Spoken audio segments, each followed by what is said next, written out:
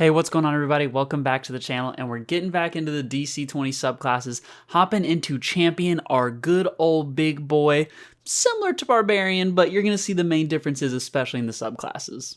So hopping right in, our first subclass is the Hero, and hey, wouldn't you know it, I mean, it's kind of your standard hero subclass for those people that want to be not necessarily main character energy, that probably isn't the best way to describe it, but you know, you have very heroic traits, starting off with the fighting spirit, which really kind of adds a couple of things, one of them even buffing one of your already had features.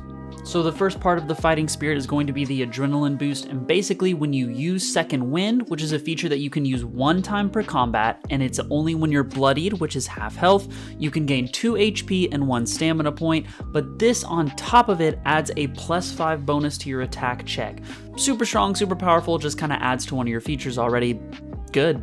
Now the next feature is going to be Cut Through, which basically just means every time one of your attacks is a heavy hit on a monster, which if you're unaware of DC20's rules, a heavy hit just means that you are 5 above whatever the defense of that monster is, or if you don't know the lingo yet, basically what their AC is, then you're going to get to ignore their physical damage resistance, which is really sick. If you're hitting hard, which if you're getting a heavy hit, you're already hitting hard, you're then inherently hitting even harder because you're getting to dive through those, things that would already lessen the blow. So really nice, unique little mechanic there. And then finally, there is the extra feature Unyielding, which basically just means while you're bloodied, at the start of your turns, you're going to gain 1 temporary HP, which, hey, really cool, makes you a little more sustainable, and honestly can be quite strong, but you aren't just, inevitably stacking temp HP. If you get healed back above half and you're not bloodied, you would lose the effects of this, so it's really good for when you start to get to those low health thresholds. And now finally, for the hero subclass, you have the Adventuring Hero flavor feature. Unfortunately, this one's not crazy useful yet because it talks about ignoring the penalties of forced march, which is something that's just not in the game yet, but then it also talks about you don't have to worry about being encumbered, which is just carrying too many things past your weight limit. The long story short of it is it's going to be really good for adventuring long distances, going on long treks and things like that, so it'll have some benefits that'll be a little more clear in future updates. Now next up we have the Sentinel subclass, which for all intents and purposes with its name is going to be a little bit more about tanking and being that protective shield for your allies. So the main feature you get is Stalwart Protector, and again, like a lot of these, it kind of has little sub features built into it. One of these is going to be Steadfast Defender, which makes your deflect tactic able to be used within your melee range. Usually it is only for when you get hit or you get attacked, but with this, it allows you to use it for teammates and things of that nature that are within melee range. Now up next is going to be the Defensive Bash feature, which I love this one. This one's really good. Whenever you use a defensive maneuver, you're going to force that attacker to have to make a save, and when they do, you can either push them away 1 space or taunt them to you.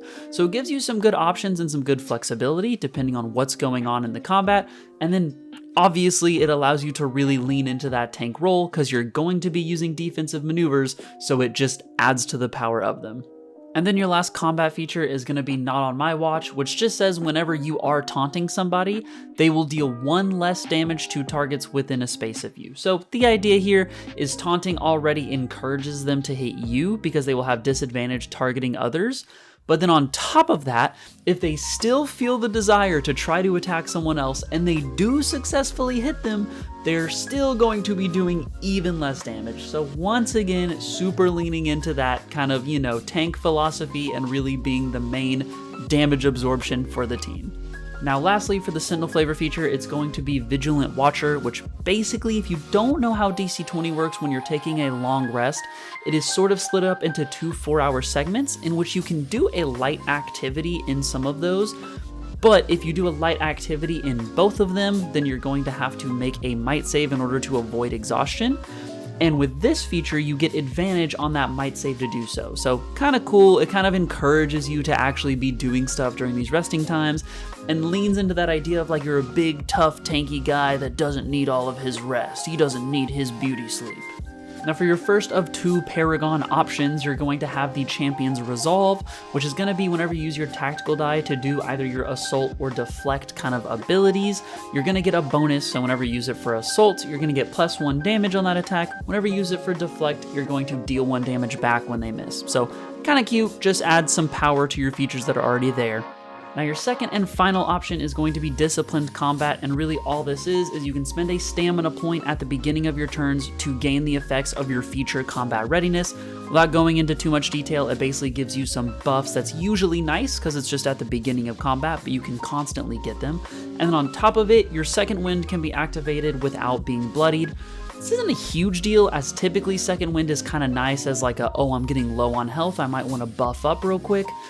But it can still be helpful, especially if you have a very large health pool and you're going against some smaller creatures that maybe you want to use it early. You might not be able to if you aren't down to half health yet. So, you know, has some good benefits. And there you have it. That is all of your champion subclass options, including Paragon. I hope you'll enjoy. I think this one has some super solid options, especially Sentinel. If you're wanting to be a tank for your team, Sentinel is a super solid option with a lot of really good features and effects that it gives it to be able to do that. But nonetheless, let me know down in the comments which one was your favorite and which one maybe you might feel needs some changes in some form or fashion. Also, if you did not see my last video, I am now a DC20 affiliate, so I'm going to have a link in the description. If you're interested in DC20, if this stuff sounds cool to you, you can go to the website using my link and then get a hold of any of the current rulebooks to come, maybe D&D 5e supplements that the Dungeon Coach has made in the past, and you get to support me in the process, which is super cool, and I greatly appreciate it. But nonetheless, I hope y'all have a good one, and I'll see y'all on the next one. Peace out. And don't forget to subscribe.